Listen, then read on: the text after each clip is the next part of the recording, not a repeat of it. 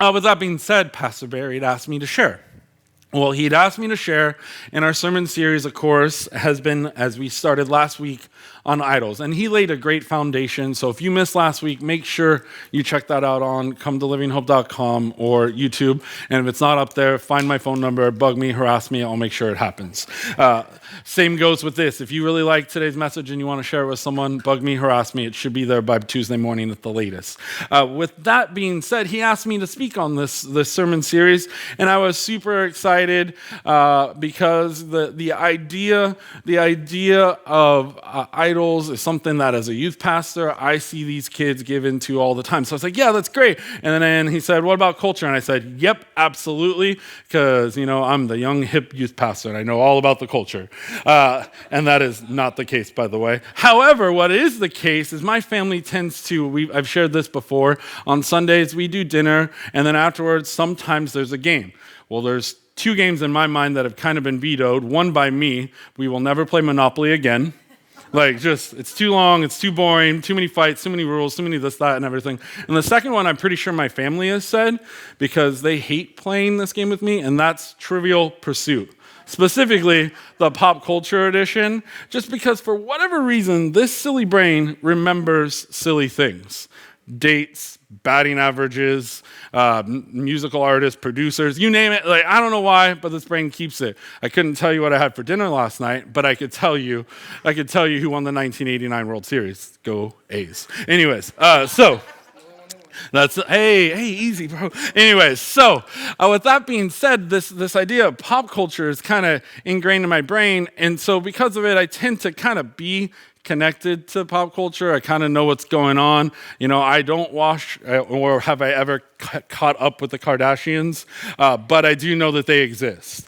And at the end of the day, part of me as being the youth pastor, I kind of need to know what's going on in the culture. And I need to just straight up tell you right now that we have made an idol out of the culture we live in America. And at the end of the day, we need to keep a watchful eye on it because it's dangerous and sneaky how we do that. And that's what I want to share with you this morning. This morning's passage, we're going to be looking at the historical narrative of the whole book of Daniel, at least the first 6 chapters. And in this story, we see that Daniel and his buddies, Shadrach, Meshach, and Abednego, encounter the culture very interestingly. And so we begin our story in actual chapter 1, and I need to give you a summary of what's happened. The Israelites are kind of separated into 2 kingdoms. There's the northern, and then there's Judea. And Judea has now been not really walking with God, and so God kind of lets the Babylonians come in and just rule over them and going to take them off into exile. And we pick up in chapter 1, verse 3, and it says, the king ordered Asapens, the chief of his court's officials, to bring into the king's service some of the Israelites from the royal family and nobility, young men without physical defect, handsome, showing aptitude for every kind of learning, well-informed, quick to understand, and qualified to serve in the king's palace. He was to teach them the language and literature of the Babylonians. We see in this situation that these young men are about to have a drastic culture change. Daniel and his 3 buddies are going to go from living in a Jewish culture in Judea to now being pulled and being taught the Babylonian way of life, the pagan culture. I want you to hear this right now. All of you that consider yourself parents and even grandparents, you need to know this. The culture is coming for your kids. It said it right there. Young men without defect and handsome. Oh, Jared and Connor, you're out. Sorry. The handsome part, the defect, you guys are good. They're going to get me later, I'm sure. And I say that because I know for a fact that they're coming for your kids. The culture is 100% seeking after young people. It said right there that it coming so that they can indoctrinate them into the Babylonian culture. It was a tactic that they were using. They didn't really care about the old Judeans. They wanted the young ones. The old ones weren't going to be good at being slaves even. They weren't going to be good at learning how to speak Babylonian. They can't teach an old dog a new trick, right? Like that was the model that they were setting forth to get rid of the Israelites. They wanted to destroy and make sure that culture died out. And this culture right now is kind of doing the same thing. It's coming for your children. Young people's faith are being attacked time and time again. Time and time again. Well, you might be sitting there going, well, Josh, what do I do about it? How do I respond? How do I be a good parent during those tough times? I would offer this advice. I simply call it, be the parent. Be there. Have those discussions. Talk with them. Treat them like you would want to be treated, no matter their age. Be the parent, not the friend. Don't believe the lies when they come to you and say, "Oh, but Billy's got a smartphone. I should have a smartphone too." Don't do that. Don't give in to what the culture is dictating towards these young people. If you need any more evidence, go on Netflix. It's a secular documentary, but man, watch The Social Dilemma and how it's ruining young people's lives. The culture is 100% coming for your kids. Now, just because it's coming for your kids doesn't mean it's not coming for you either. It just does it differently. It does it with one word, I think, and it's just pulling us away from God, and that word is media. It's media. I'm not talking about Red or Blue or Fox or CNN. I'm not talking about those things. I'm talking about the things that we take in that are kind of in that enjoyment stage. The movies, the music, TV, the things that we do with enjoyment.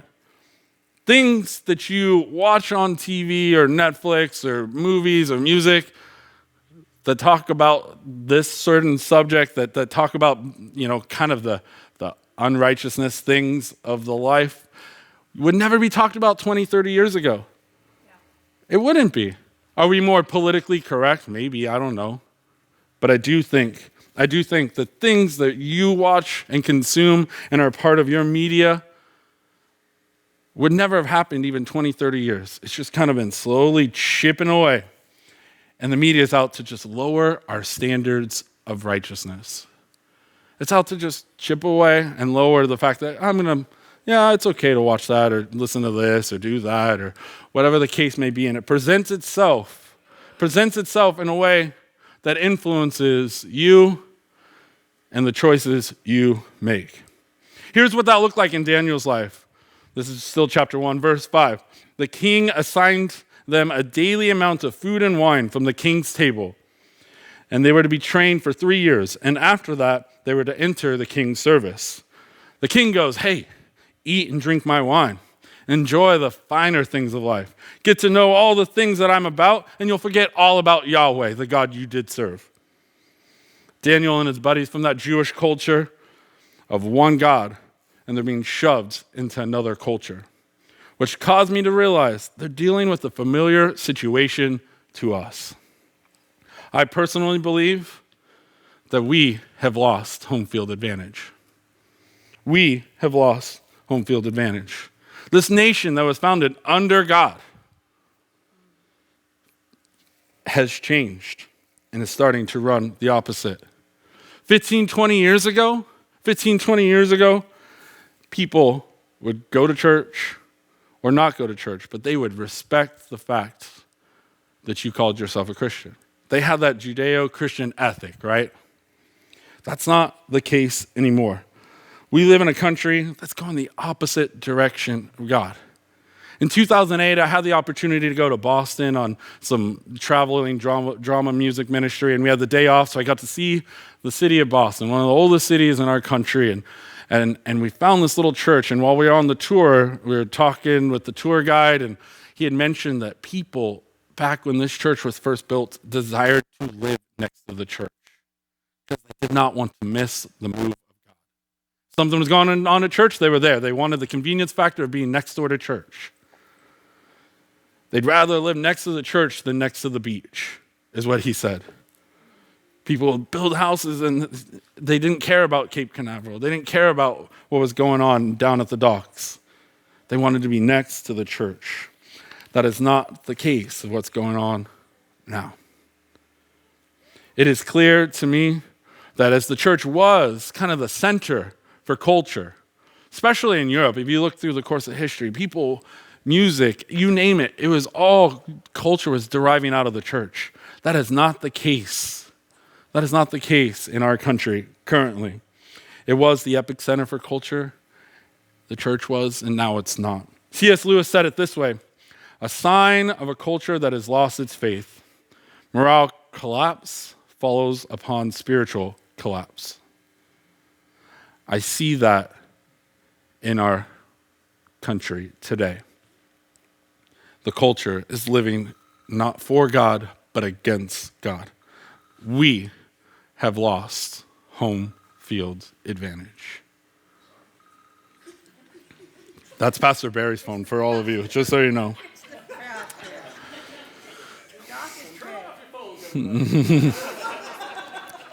We continue with our story. We continue with our story in Daniel chapter 1, verse 8, to see how Daniel responds to this idea of eat and drink my food. Verse 8, but Daniel resolved not to defile himself with the royal food and wine. He asked the chief officials for permission not to defile himself in that way. Now God caused the official to show favor and compassion to Daniel. But the official told Daniel, I am afraid of my lord the king, who is assigned to your food and drink. Why should he see you looking worse than other young men your age? The king would then have my head because of you. Daniel decided he did not want to defile himself. He decided that he was still going to live under Jewish food laws that they had. He was not going to eat the food and drink the food just because his boss told him to do. He was going against the Babylonian culture. King Nebuchadnezzar said, eat this, do this, live this way, watch this. He was going to do the opposite. Instead of obeying, Daniel drew a line in the sand. He took a stand. Verse 9 also talked about how God showed him favor and compassion. It's not a perfect situation, but Daniel was able to not defile himself. Listen, everybody wants the favor of God, but not everybody takes a stand. I dare say that there are people that are waiting around for God to move, but he might be waiting for people to take a stand. Amen. I want you to keep that in mind when we look at Daniel's friends, Shadrach, Meshach, and Abednego. In chapter 3, we flash forward. It's kind of interesting that Nebuchadnezzar, still being the king, there's a theme with this man. And we see it here in verse 1 of chapter 3. King Nebuchadnezzar made an image of gold, 60 cubits high by 60 cubits wide, and set it up on the plain of Dura in the province of Babylon. And the idea behind this image was that you would, when you heard the music, they hit that G chord, you're going to bow down and you're going to worship this idol. You're going to worship this image. And what's interesting, if you read all of chapter 3 here, you'll see the word image is used over 10 other times, talking about how he set up an image. Nebuchadnezzar was in love with himself. Man, he was. He had this ego. He had this issue. And it comes across in what we would say in our culture, and looks like selfishness. He thought he was bigger and better than God. And because of it, when there's a godless culture, the phrase is everybody's got to worship something. Well, Nebuchadnezzar said, you're going to worship me. There's no God, so guess what? You're going to worship me. And feed his ego, making him grow his head, causing him to put himself first. Listen, selfishness tends to do one gigantic thing, and I've seen that especially during COVID, it just divides. It just divides. Listen, we're not called as Christians to worship other people. We know that. And as selfishness divides, it takes it and flips it. It says, when it's about you, how can you love others? When it's all about you, how can you love other people? And the Bible, the Word, Jesus' words, it said, love your neighbor as yourself. And he's saying that, and we're sitting here going, well, it's all about me. Well, guess what? Our culture has become all about themselves. To the point that we've come up with a phrase called selfies, which is just a picture of yourself. We have an image problem. We have a selfish problem. We care what we think, and we are right. It changes love your neighbor as yourself to love yourself as yourself. King Nebuchadnezzar was definitely feeling that way. He was all about how great and awesome and how powerful and how big his kingdom can be and how the Babylonian Empire can get to.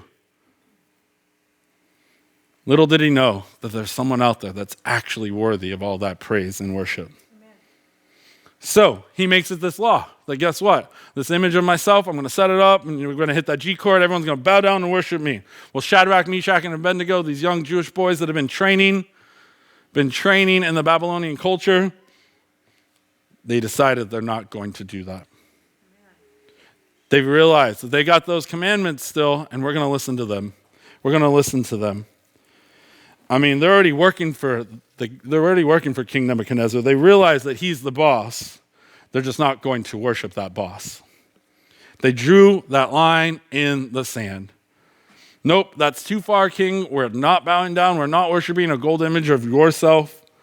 And so King Nebuchadnezzar finds out about it. He gets furious. And in verse 13, we see he's filled with rage. Nebuchadnezzar summoned Shadrach, Meshach, and Abednego. So these men were brought before the king. And Nebuchadnezzar said to them, is it true, Shadrach, Meshach, and Abednego, that you do not serve my gods, little g, or worship the image of gold I have set up?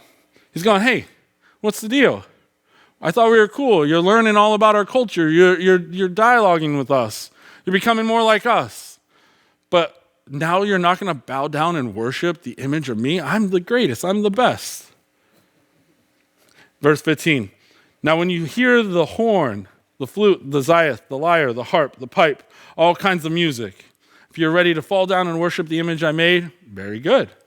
But if you do not worship it, you'll be thrown immediately into a blazing furnace. Then what God will be able to rescue you from my hand? Nebuchadnezzar made a mistake. The biggest mistake that he probably made is he allowed for a response. He said, hey, listen, I'm going to give you one more chance. We're going to hit that note. You better bow down and worship me. And if you're not, what kind of God is going to save you? And not one, not two, but the Bible says all three. Verse 16, Shadrach, Meshach, and Abednego replied to him, King Nebuchadnezzar, we do not need to defend ourselves before you in this matter. If we're thrown into the blazing furnace, the God we serve is able to deliver us from it, and he will deliver us from your majesty's hand. Amen. Going one step further, knowing that, sometimes God's sovereignty still reigns supreme, they continue on in verse 18. But even if he does not, we want you to know, your majesty, that we will not serve your gods or worship the image of gold you have set up. Listen, our God is going to deliver us because he's sovereign, is what they're saying. One way or another, if we're physically on this earth, you throw us in the fire and we die, oh well, we drew that line in the sand. Your ego, your way of life, Nebuchadnezzar, is not what deserves worship. The idol of culture is not the way they wanted to live their lives. They drew that line in the sand. So he throws them in the fire, and I'm sure he's confused when he checks on them a couple verses later in verse 25. He said, look, I see 4 men walking around in the fire, unbound, unharmed, and the fourth looks like a son of the gods. King Nebuchadnezzar goes and checks on the fire and goes, wait a second, you were supposed to tie them up and throw them in. And weren't we only supposed to throw 3 in? How come I'm seeing 4? And how come that 4th one looks a little different?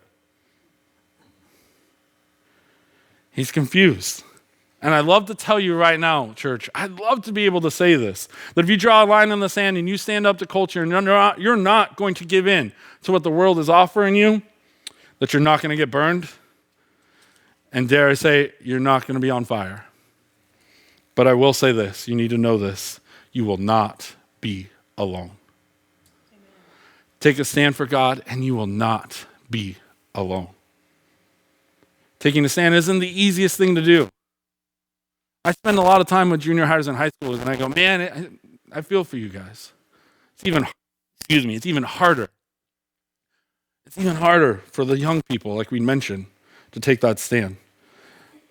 But I'm reminding them all the time of Hebrews 13:5. Never will I leave you, never will I forsake you.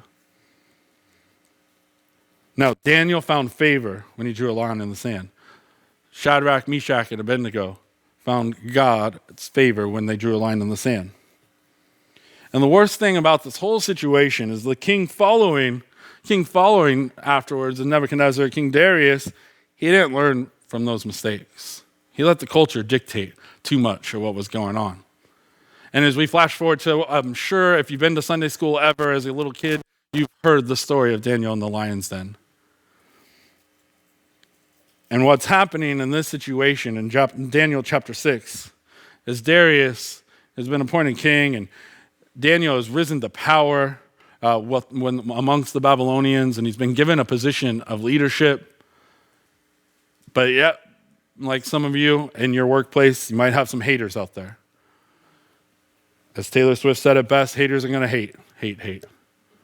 She probably got her inspiration from Daniel 6, now that I'm thinking about it.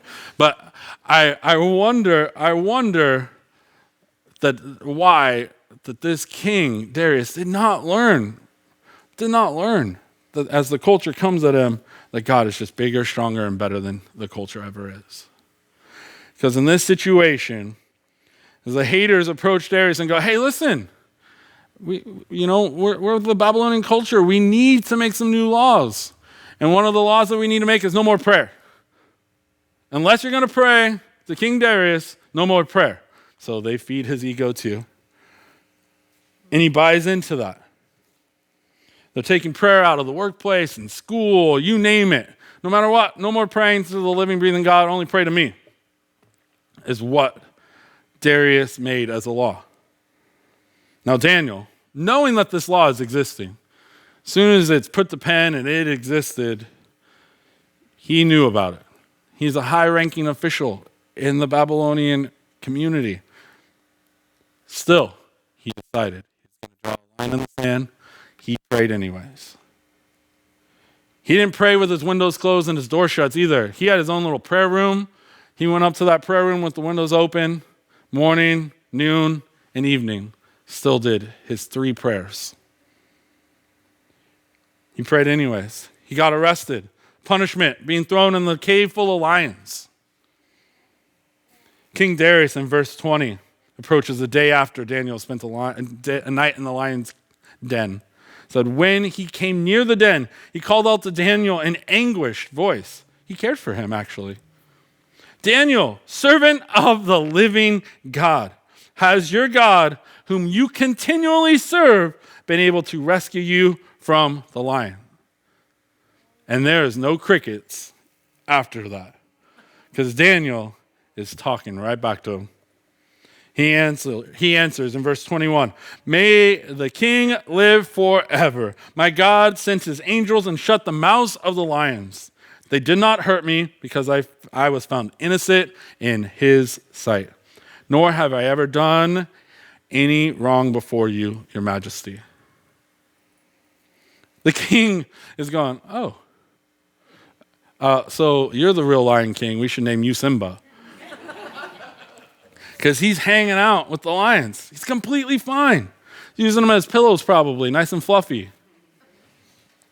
And through the king's amazement, He remembers who those haters were.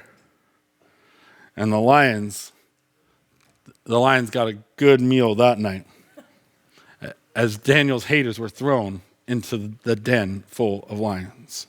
All because he drew a line in the sand. I will work for you, king. I will not worship you. I will live among you, but I will not be like you. They decided that they'd be a part of the world, I said that backwards. Wait for it. There we go. Be in the world, not a part of the world. I did say it backwards. Nailed it. The idol of culture is just slowly chipping away at all of us, making us vulnerable to the things of this world, not the things of God. It's just slowly chipping away at us. Just keeps knocking at us, keeps coming, doesn't stop. Abraham Lincoln said this: be sure you point your feet in the right place and then stand firm. And then stand firm. This morning, I have a couple of application points that I think we need to take away from the fact that the idol of culture exists in our lives. Number one, I need you to know that it might sound discouraging, but we have lost home field advantage. And I say, you're like, oh, but that sounds bad. If we're playing sports, sure, it might be bad. But we serve a living, breathing God who's active, and he's asked us to do something, which means this: if we've lost home field advantage, every time you leave your house, you are now entering a mission field. Everywhere you go, there's a mission field. Number two, it's a reminder to each and every one of us to draw a line in the sand. And it might, dare I say, it might come at a cost. It might come at a cost. Might cost you your job, might cost you some friends. But God is still there. He's still living, breathing, and active in each of your lives. Billy Graham said this. Love this. Courage is contagious. When a brave man takes a stand, the spines of others are often stiffened. It's good. Number three, I want you to not give in to our culture. It's a godless one. It's a negative one. It's depressing. It's hurtful. It's all of those things. I want you to live a life pleasing to God.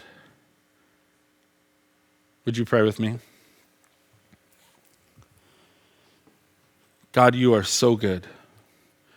You are so great. We love you so much. And we need to realize that we don't live in a world in which is all about you anymore. We live in a culture that is just coming after us, just continually attacking us. And because of it, we need help at times drawing the line in the sand. God, even if it costs us something, even if it costs us something big, may we be as bold to do so. We're not going to give in. We love you, Father. You are so great and so big. Help us to worship you and you alone and not make idols out of the things of this world. We give you all the praise and all the glory. In your name we pray. Amen. Thank you, Living Hope.